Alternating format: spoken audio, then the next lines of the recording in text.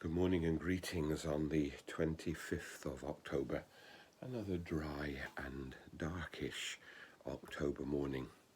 Students of history will know that the 25th of October of 1415 was the date of the Battle of Agincourt.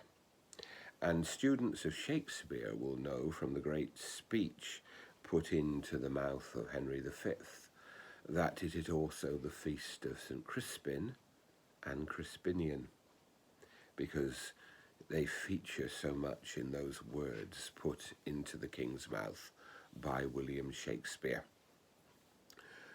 Actually, we know very little of Crispin and Crispinian except their fate. They lived in the between 200 and something and 303 at the latest. They were either from Gaul, France, or from England.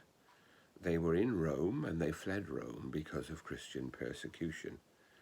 And some traditions, the best traditions, the strongest traditions, place them back in France, although there are traditions drawn on by Shakespeare that may say they came to England. But it's likely that they were martyred in continental Europe during one of the persecutions, and perhaps during the persecution of Diocletian. Crispin and Crispinians, names that come down through the centuries, but people we know very little about. So what do we make of these people?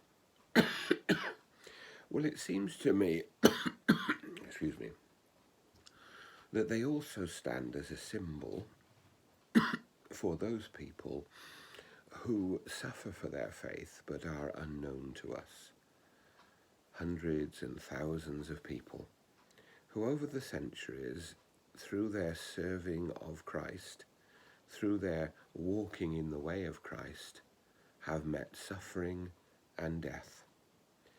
And this is not a group of people to which there has been an ending, because still in some countries of our world, people who are Christians living in fear. Fear of being treated as an equal, fear of torture, and even fear of imprisonment and death. These people have heard the message of Christ, the liberating power of Christ's love, but still they live in difficult times. And so we pray for them. We pray for them wherever they are, and we pray also for others who may not be Christian, who are suffering for their beliefs or their faith or because of their race. We've read of the Uyghurs in China.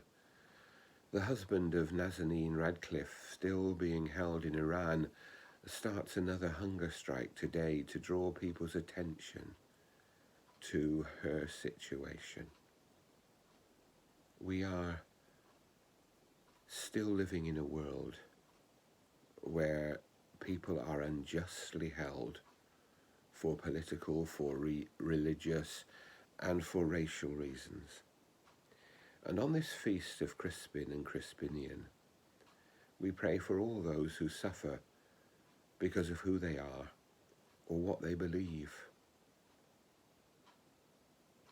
And we pray that our hearts may be open to their suffering, and our words and the attention of the world may be focused on these people, that they may be released from their bondage and know freedom to live as they are and in freedom.